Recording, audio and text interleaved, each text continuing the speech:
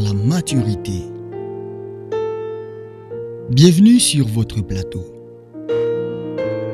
Ici, notre grande mission est de vous faire découvrir les contenus des livres chrétiens pour votre édification spirituelle. Nous sommes convaincus qu'en écoutant et en lisant chaque jour la parole de Dieu, nous serons transformés à son image, grandir tel qu'il veut, être tel qu'il veut. Nous sommes en train de nourrir notre foi du livre Une vie intérieure épanouie, écrit par Andrew Murray. Aujourd'hui, nous allons voir le contenu du 3e chapitre. La porte ouverte, la récompense biblique. Que Dieu bénisse votre audition.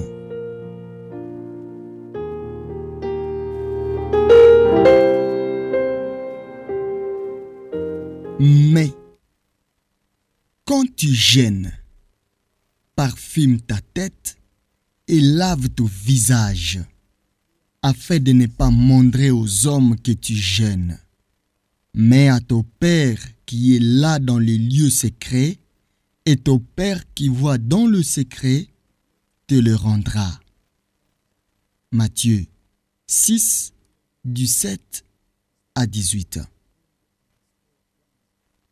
Lorsqu'ils virent l'assurance de Pierre et de Jean, ils les reconnurent pour avoir été avec Jésus.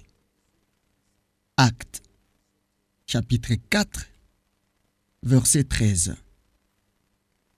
Moïse descendit de la montagne du Sinaï. Il ne savait pas que la peau de son visage rayonnait, parce qu'il avait parlé avec le Seigneur. Aaron et tous les enfants d'Israël regardèrent Moïse, et voici la peau de son visage rayonnait. Et ils craignaient de s'approcher de lui. Moïse les appela, et il leur parla. Lorsque Moïse eut achevé de leur parler, il mit un voile sur son visage. Exode 34, versets 29 à 31, puis le verset 33. Le passage de la communion avec Dieu dans l'heure matinale aux relations avec nos semblables est souvent difficile. Le passage de la communion avec Dieu dans l'heure matinale aux relations avec nos semblables est souvent difficile. Si nous avons rencontré Dieu, nous aspirons à maintenir les sentiments de sa présence et notre abandon à lui. Nous sortons de la table du petit déjeuner ou même au sein de notre propre famille, l'atmosphère est déjà changée. Puis, les contacts humains se multiplient, les réalités de la vie s'affirment et nous commençons à perdre ce que nous avions trouvé. Plus d'un jeune chrétien a été perplexe sur la question de savoir comment garder son cœur rempli.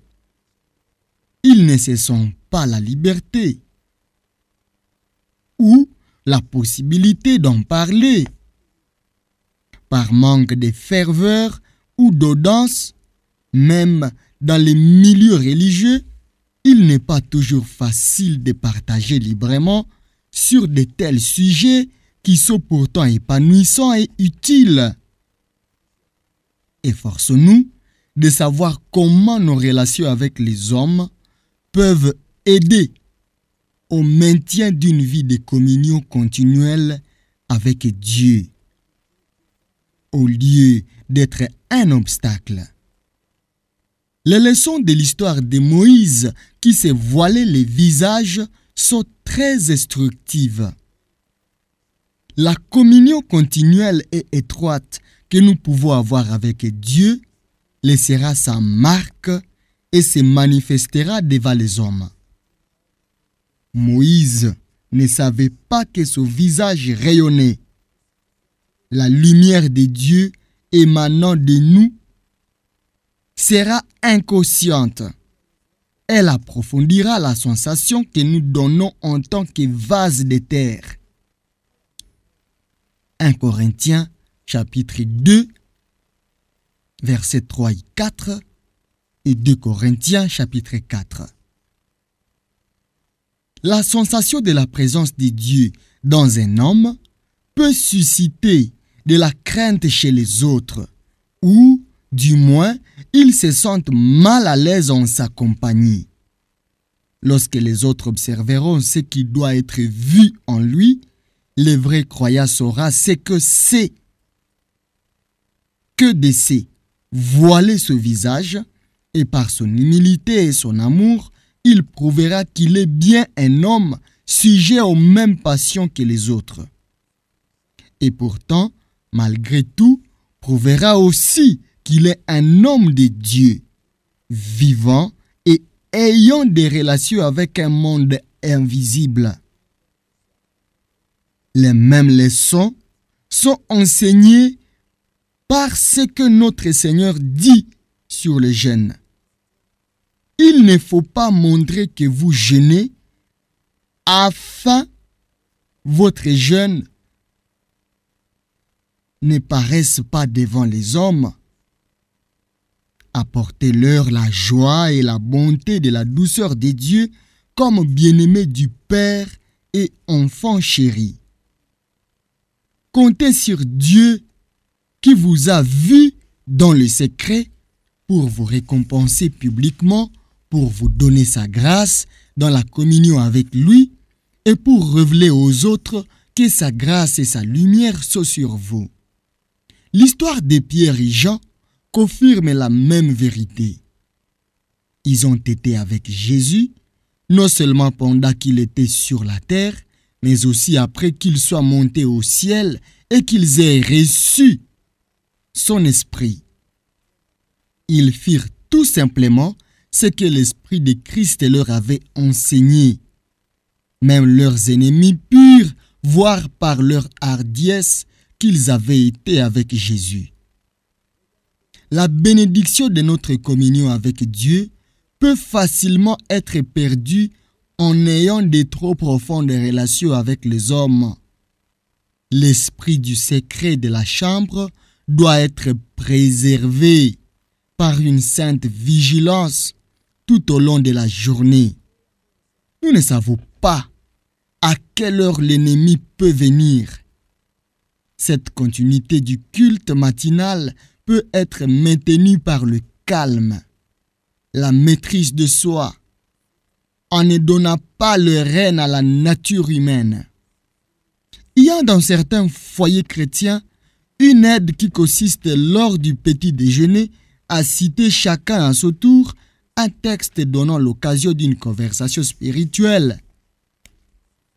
Une fois que l'objectif de notre heure matinale sera d'être toujours dans la crainte respectueuse de la présence de Dieu, avec humilité et amour envers ceux qui nous entourent, nous trouverons cette grâce d'accomplir nos tâches quotidiennes dans la continuité d'une communion intacte. C'est une grande chose d'entrer dans sa chambre, de fermer la porte et de rencontrer le Père dans le secret. C'est une plus grande chose encore d'ouvrir la porte à nouveau et de sortir dans la jouissance de cette présence que rien ne peut perturber. Pour certains, une telle vie ne semble pas nécessaire. La contrainte est trop grande. On peut être un beau chrétien sans elle. Pour ceux qui cherchent à être des hommes consacrés, qui estiment que pour être vrais et puissants pour efflier l'Église et le monde autour d'eux, ils doivent être pleins de Dieu et de sa présence, tout sera subordonné à cette question. Comment ferons-nous pour garder dans ces vases de terre ces trésors célestes, la puissance de Christ qui repose sur nous toute la journée?